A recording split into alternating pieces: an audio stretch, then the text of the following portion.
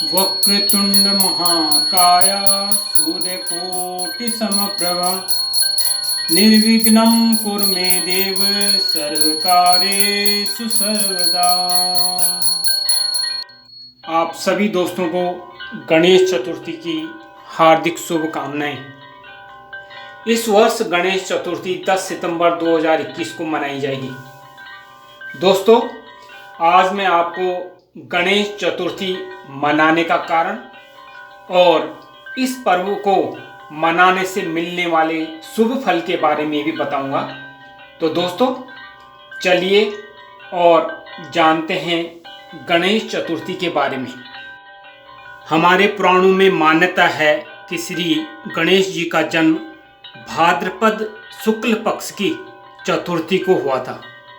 इसीलिए हर साल इस दिन गणेश चतुर्थी संपूर्ण भारतवर्ष में धूमधाम से मनाई जाती है। गणेश चतुर्थी के दिन भगवान गणेश जी को बुद्धि, समृद्धि और सौभाग्य के देवता के रूप में पूजा जाता है। गणेश चतुर्थी हिंदुओं का एक प्रमुख त्योहार है। यह त्योहार भारत के विभिन्न भागों में तो मनाया जाता है, किंतु महाराष्ट्र में बड़ी धूमधाम से मनाया जाता है। भगवान गणेश जी को प्रसन्न करने के लिए उनके मनपसंद 10 भोग लगाए जाते हैं। मान्यता है कि गणेश भगवान की कृपा से रिद्धि सिद्धि, सुख एवं शांति प्राप्त होती है।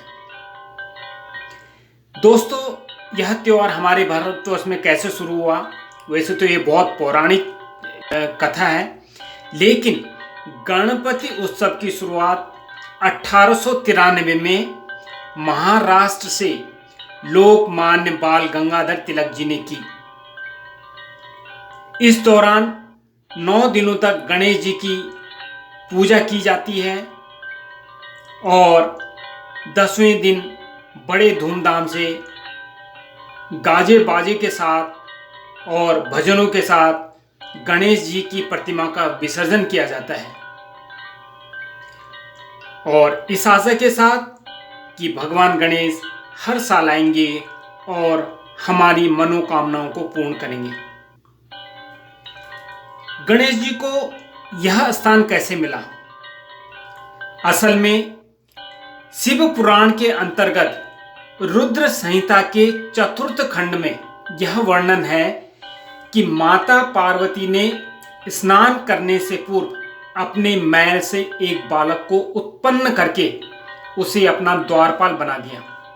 शिवजी जब घर पहुंचे और घर में प्रवेश करना चाहते थे तो बालक ने उन्हें रोक दिया, क्योंकि गणेश भगवान शिवजी को नहीं पहचानते थे। इस पर शिवगणों ने बालक से भयंकर युद्ध किया, परंतु सारे शिवगण संग्राम में गणेश जी को पराजित नहीं कर सके। अंत में भगवान शंकर ने क्रोधित होकर अपने त्रिशूल से उस बालक का सिर काट दिया।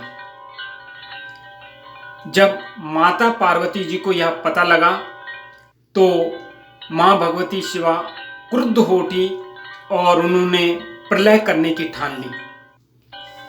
भयभीत देवताओं ने देवर्षि नारद की सलाह पर जगदम्बा की स्तुति की, उन्हें शांत किया और भगवान शिव जी के निर्देशानुसार विष्णु जी को उत्तर दिशा में भेजा गया और उनसे कहा कि सबसे पहले जो भी जीव मिले, मीन्स प्राणी मिले, उसका सिर काट करके ले आना। जब विष्णु जी उत्तर दिशा में गए तो उन्हें सबसे पहले हाथी का बच्चा मिला और वे उसका सिर काट कर ले आए। मृत्युंजय रुद्र ने हाथी के उस मस्तक को बालक के धड़ पर रखकर उसे पुनर्जीवित कर दिया। माता पार्वती बहुत प्रसन्न हुई। उन्होंने उस गजमुख बालक को अपने हृदय से लगा लिया और देवताओं में अग्रणी होने का आशीर्वाद दिया। ब्रह्मा विष्णु महेश ने उस बालक को सर्वाध्यक्ष घोषित करके अग्र पूज्य होने का वरदान दिया। भगवान शंकर ने बालक से कहा, गिरिजा नंदन, विघ्न नाश करने में तेरा नाम सर्वोपरि होगा। तू सबका पूज्य बनकर मेरे समस्त गणों का अध्यक्ष हो जा। गणेश्वर, तू भाद्रपद मास के कृष्ण पक्ष की चतुर्थी को चंद्रमा के उदित होने पर उत्पन्न हुआ है।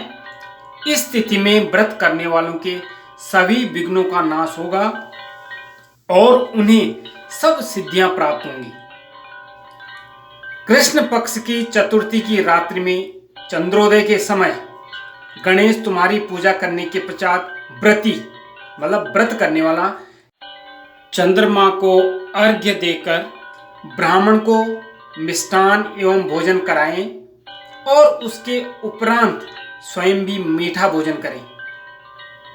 और इस प्रकार श्री गणेश जी के चतुर्थी का व्रत करने वालों की मनोकामनाएं इसी प्रकार पूर्ण होती हुई आई हैं। इसीलिए कहा है गजाननं भूत गणादि सेवितम कपित्त जम्बू फलचारु भक्षणम उमासुतं शोक विनाशकारकं नमामि विघ्नेश्वर पाद पंकजम। गणेश चतुर्थी पर ही एक कथा और भी प्रसिद्ध है। एक बार देवता कई कष्टों से घिरे हुए थे, तब वह मदद मांगने के लिए भगवान शिव के पास आए।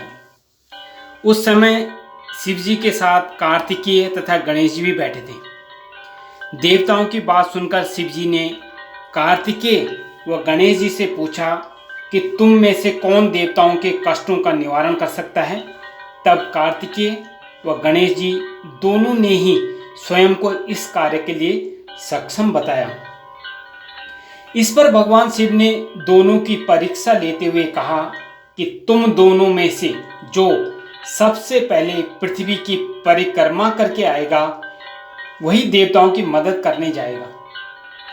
भगवान शिव के मुख से यह वचन सुनते ही कार्तिकेय अपने वाहन मोर पर बैठकर पृथ्वी की परिक्रमा के लिए निकल गए, परंतु गणेश जी सोच में पड़ गए कि वह चूहे के ऊपर चढ़कर सारी पृथ्वी की परिक्रमा करेंगे तो इस कार्य में उन्हें बहुत समय लग जाएगा। तभी उन्हें एक उपाय सूझा।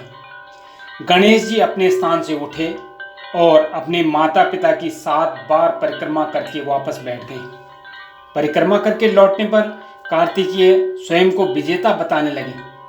तब भगवान शिव ने गणेश जी से पृथ्वी की परिक्रमा ना करने का कारण पूछा। गणेश जी बोले, माता पिता के चरणों में ही समस्त लोक हैं। यह सुनकर भगवान शिव ने गणेश जी को देवताओं के संकट दूर करने की आज्ञा दी। इस प्रकार भगवान शिव ने गणेश जी को आशीर्वाद दिया कि चतुर्थी के दिन जो तुम्हारा पूजन करेगा और रात्रि में चंद्रमा को अर्घ्य देगा उसके तीनों ताप यानी दैहिक ताप, दैविक ताप तथा भौतिक ताप दूर होंगे। इस व्रत को करने से व्रतधारी के सभी तरह के दुख दूर होंगे और उसे जीवन के भौतिक सुखों की प्राप्ति होगी। चारों तरफ से मनुष्य की सुख समृद्धि बढ़ेगी। पुत्र पौत्रादि धन ऐश्वर्य की कभी भी कमी नहीं रहेगी। तो इस प्रकार से भी गणेश चतुर्थी मनाया जाता है। तो दोस्तों, आप समझ गए होंगे गणेश चतुर्थी का महत्व। तो इसी के साथ में आप सभी को गणेश चतुर्थी की हार्दिक शुभकामनाएं। धन्यवाद।